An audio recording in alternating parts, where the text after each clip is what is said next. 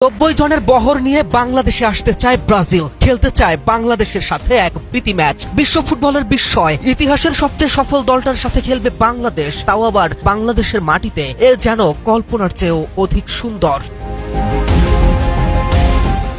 ভাবুন তো, এক পাশে হামজা চৌধুরীর বাংলাদেশ আর অন্য পাশে ভিনিসিয়াস জুনিয়র, রাফিনিয়াদের নিয়ে ব্রাজিল। ফুটবলের এই স্বপ্ন এবার বাস্তবের দরজায় কড়া নাড়ছে। কারণ কলকাতায় ভারতের বিপক্ষে ম্যাচ খেলার পর ঢাকায় বাংলাদেশের সঙ্গে একটি প্রীতি ম্যাচ খেলার আগ্রহ দেখিয়েছে 5 বারের বিশ্ব চ্যাম্পিয়ন ব্রাজিল। পরিকল্পনা অনুযায়ী আগামী 3 অক্টোবর কলকাতার সল্টলেক স্টেডিয়ামে ভারতের বিপক্ষে মাঠে নামবে ব্রাজিল। এরপর একদিন বিরতি দিয়ে 5 অথবা 6 অক্টোবর ঢাকায় বাংলাদেশকে প্রতিপক্ষ হিসেবে পাওয়ার প্রস্তাব দিয়েছে তারা। এমনকি ব্রাজিলের 5 সদস্যের একটি প্রতিনিধি দল ইতিমধ্যে ঢাকায় এসে ম্যাচ আয়োজনের সম্ভাব্য পরিস্থিতিও দেখে গেছে। রোববার ঢাকার জাতীয় স্টেডিয়াম ও বসুন্ধরা কিংস অ্যারেনা ঘুরে দেখেছে ব্রাজিলের প্রতিনিধি দল। দুই ভেন্যুর অবস্থা দেখে সন্তুষ্ট হওয়ার পর রাতে বাংলাদেশ ফুটবল ফেডারেশনের সভাপতি তাবিথ আউয়ালের সঙ্গে বৈঠক ও নৈশভোজে বসে তারা। সেখানেই 6 অক্টোবর বাংলাদেশ ব্রাজিল ম্যাচ আয়োজনের প্রস্তাবটি সামনে আসে।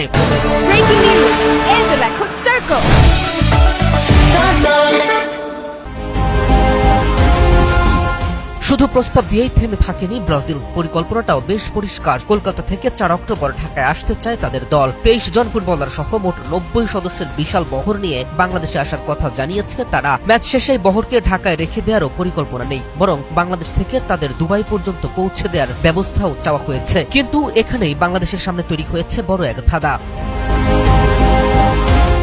কারণ 3 অক্টোবর পর্যন্ত বাংলাদেশেরই আন্তর্জাতিক সূচিতে ম্যাচ রয়েছে ইন্দোনেশিয়ায়। অর্থাৎ সেই ম্যাচ শেষ করে খুব অল্প সময়ের মধ্যে দেশে ফিরে ব্রাজিলের মতো শক্তিশালী দলের বিপক্ষে মাঠে নামা হামজা তপুদের জন্য হবে ভীষণ কঠিন।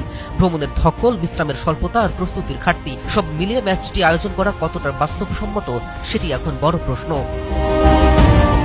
এর সঙ্গে যুক্ত হয়েছে আরেকটি বিষয়, ব্রাজিলের বিপক্ষে খেলতে গেলে শুধু আবেগ দিয়ে সিদ্ধান্ত নেওয়া যাবে না। ম্যাচ আয়োজনের খরচ, নিরাপত্তা, ভেন্যু, প্রস্তুতি, লজিস্টিক সহ পুরো ব্যবস্থাপনাতেই বড় অঙ্কের অর্থ জড়িত। তার উপর শক্তিশালী ব্রাজিলের বিপক্ষে বড় ব্যবধানে হারলে সেটির প্রভাবও বিবেচনায় নিতে হচ্ছে বাফুফেকে।